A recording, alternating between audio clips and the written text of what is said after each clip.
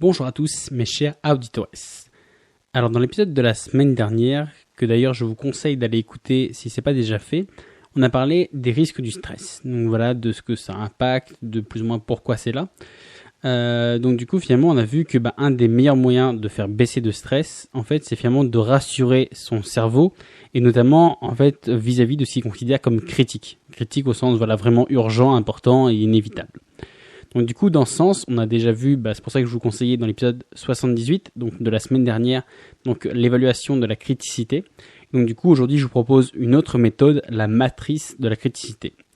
Mais avant toute chose, bonjour à tous et bienvenue dans ce 79e épisode d'Electron Penseur.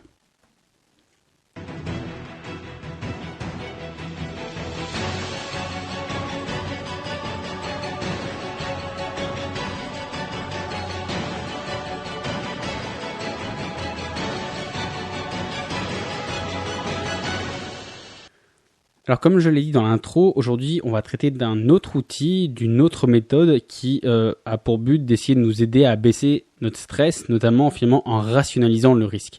Puis vous savez, c'est un peu, c'est le principe même de démystifier quelque chose. C'est ce qui nous fait peur, ce qui fait travailler notre cerveau ou autre, qui nous fait stresser. C'est des choses qu'on connaît pas, qu'on comprend pas. C'est le fameux truc de pourquoi tout ce qui est paranormal, ça fait flipper un peu tout le monde parce qu'on n'arrive pas à l'expliquer. Et dès lors qu'on dit vous avez l'impression que vous entendez des bruits dans les murs, mais c'est une souris ou c'est une canalisation ou autre. Hop, bizarrement, d'un coup vous avez plus du tout peur, tout le stress il disparaît, toute la panique elle disparaît. Juste parce qu'on arrive à le rationaliser. Donc du coup, on va essayer là de faire exactement la même chose avec toutes les situations qui sont jugées comme critiques.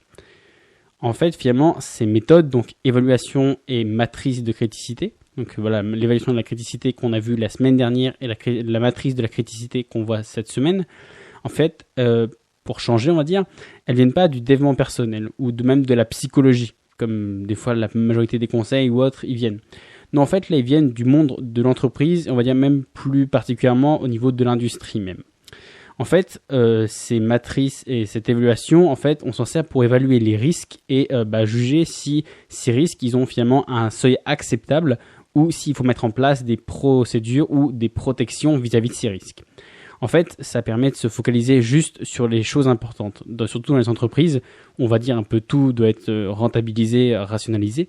Donc du coup, c'est vraiment de se dire dans les entreprises, on évalue qu'il y a des risques quand même parce que dans toutes quasiment les entreprises ou autres, il y a forcément des risques. Donc surtout l'industrie parce que souvent là il y a des trucs qui sont chauffés ou il y a des machines ou autres. Donc du coup c'est en gros d'évaluer les risques et de se dire est-ce que les risques, est-ce que c'est une situation critique, est-ce que là il faut vraiment faire quelque chose, c'est un miracle que personne soit mort ou est-ce que il y a une toute petite chance infime et donc du coup finalement ça vaut pas le coup d'engager des frais ou autres pour mettre une protection. Donc après c'est un calcul un peu cynique, en gros c'est de se dire que s'il y a un accident tous les 100 ans, limite c'est en gros de se dire que ça coûte moins cher de payer les dommages et intérêts s'il y a une personne qui meurt tous les 100 ans plutôt que de mettre en place tout un système électrique, tout un système de protection ou autre. Ça peut être aussi un calcul très cynique, mais voilà, on s'en sert à la base pour calculer, savoir si c'est critique ou non, en gros s'il faut ou non mettre des équipements en plus. Parce que finalement je vais vous donner un exemple très parlant. Prenons un souffleur de verre au fin fond des Alpes. En fait, c'est de se demander si, par exemple, il va prendre forcément des mesures par rapport aux risques qu'il peut avoir. Par exemple, des risques d'incendie, des risques de brûlure, des risques dus par exemple à une explosion du four ou autre. Donc il pourrait avoir des extincteurs déjà, j'espère pour lui. Mais en plus de ça, des systèmes, par exemple pour que le four c'est un truc complètement surréaliste, c'est sûrement pas comme ça, mais j'ai presque avec une poutre en métal qui vient s'écraser sur le four pour éviter qu'il explose, pour que il implose et qu'il s'écrase sur lui-même. Plein de choses, Donc il va mettre en place des méthodes pour se protéger des risques, mais de ceux qu'il évalue comme vraiment importants ou vraiment pertinents, quoi. En gros, il va pas construire un abri anti-atomique ou un mur pour se protéger des raz-de-marée. Parce que il a jugé du coup que certains risques étaient plus présents et ils étaient plus critiques, ils étaient plus urgents. Donc du coup, même si demain il y a une bombe qui tombe, il sera bien plus embêté, il sera autant embêté que les autres parce qu'il n'a pas pris de prérogative vis-à-vis de ça. Mais lui, il a jugé que les frais, d'engloutir 200 ou 300 000 euros pour construire un abri anti-atomique, ça vaut pas le coup en sachant que ce sera sûrement jamais rentabilisé parce que c'est peu probable que ça se passe.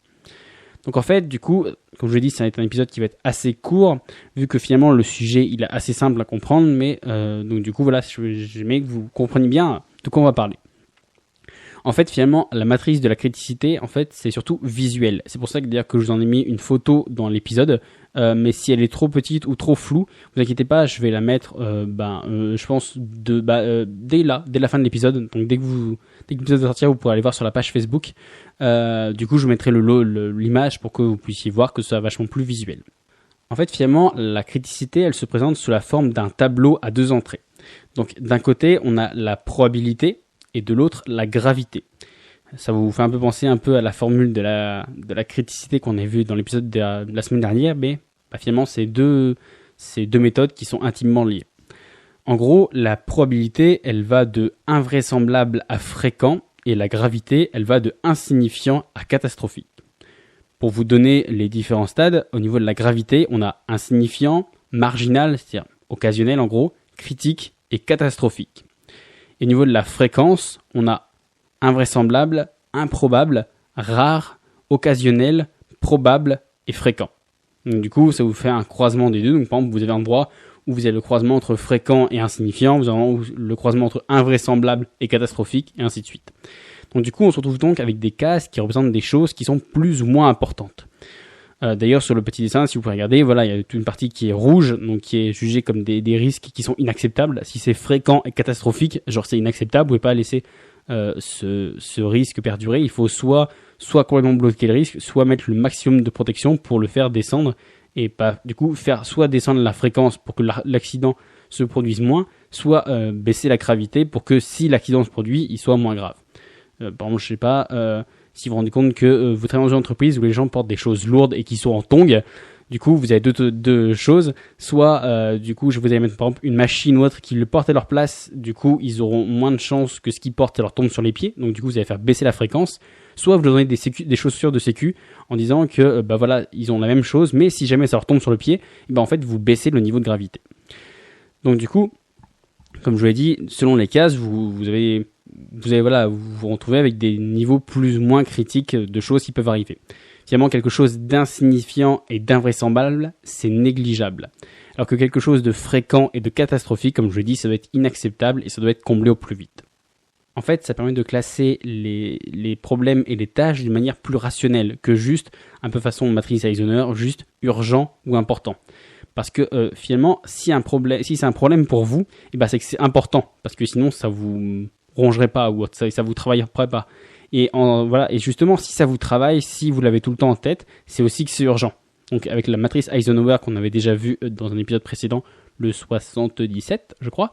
Donc du coup, avec cette matrice-là, on peut être faussé parce que finalement, techniquement, si vous avez un problème, il est par définition, si vous ronge et si il vous tourne en boucle dans la tête, il est urgent et important. Alors du coup, en fait, avec cette autre méthode de classement, du coup, vous pouvez relativiser plus facilement en vous disant que, finalement, c'est un problème, ça vous tourne la tête, mais plus que juste urgent ou important, là, vous pouvez voir que, finalement, c'est peut-être pas si grave, ou la probabilité que ça arrive, elle est tellement faible que c'est peut-être pas la peine de s'inquiéter pour ça.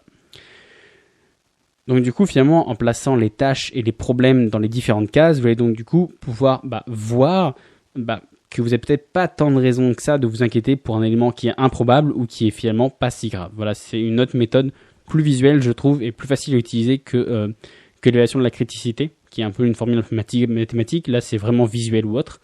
Donc du coup, voilà, c'était pour ça que je vous donnais un autre petit outil. Donc du coup, voilà, c'est tout pour ce petit épisode. Donc comme je vous ai prévenu, voilà, c'est relativement simple à comprendre. Je vous dis, même si ça vous paraît un peu flou, je conseille vraiment d'aller sur la page Facebook, voilà, vraiment juste pour voir l'image, ou même vous tapez juste matrice de la criticité, vous allez voir, vous en avez partout sur Google, et d'écouter à l'explication voilà, si vous ne l'avez pas vu, vous ne comprenez pas du tout de quoi je peux vous parler, essayez d'avoir cette image-là sous les yeux ou en tête, et donc du coup, vous verrez, c'est vachement plus c'est vraiment très très simple à comprendre. C'est vrai qu'à l'audio c'est un peu compliqué, mais voilà, d'un point de vue visuel, je trouve que c'est vraiment une méthode qui peut être intéressante parce que elle est applicable facilement, elle est facilement visuelle. Donc du coup voilà, juste une bien petite chose, je ne sais pas si vous êtes pas encore abonné à la page Facebook, je vous mets le lien en description. parce que, comme je vous l'avais dit, courant octobre, donc là j'ai pris un peu de retard, donc c'est courant novembre, j'ai essayé de vachement plus animer la page, donc il y a des publications, souvent j'ai essayé de tourner entre 2 et 4 par semaine, donc du coup voilà, où vous avez un peu des petits bonus ou autres que vous n'avez pas sur la page, que vous n'avez pas sur le podcast, pardon. En sachant que là pour l'instant sur la page il y a beaucoup d'épisodes qui sortent, mais c'est juste en fait il y a un décalage entre les épisodes que vous écoutez là et les épisodes qui sortent, on va dire d'un point de vue public sur le site et sur la page Facebook. Donc du coup voilà, on va dire qu'il y en a beaucoup qui sortent là cette semaine et sûrement la semaine prochaine, mais c'est en fait pour rattraper le retard. Et l'autre petite pépite, c'est que on va fêter un petit anniversaire parce que c'est l'épisode 80, donc ça fait un chiffre rond. Et j'ai enfin réussi à trouver quelqu'un d'aussi flingue avec moi pour l'interviewer. Donc du coup voilà, je vous dis pas encore qui c'est, je vous fais encore la surprise.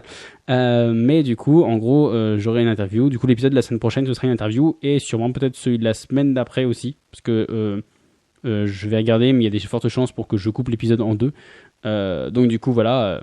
Vous savez à quoi vous attendre pour la semaine prochaine. Moi, d'ici là, je vous souhaite que le meilleur, de relativiser un peu plus de ce qui vous arrive, grâce, notamment à des outils comme ça. Et si vous en avez d'autres, si ça vous a plu, si vous trouvez que c'est complètement nul ou autre, n'hésitez pas, comme toujours, à me faire votre retour, j'en serai ravi. Voilà, je vous dis à la semaine prochaine pour de nouvelles aventures. Ciao!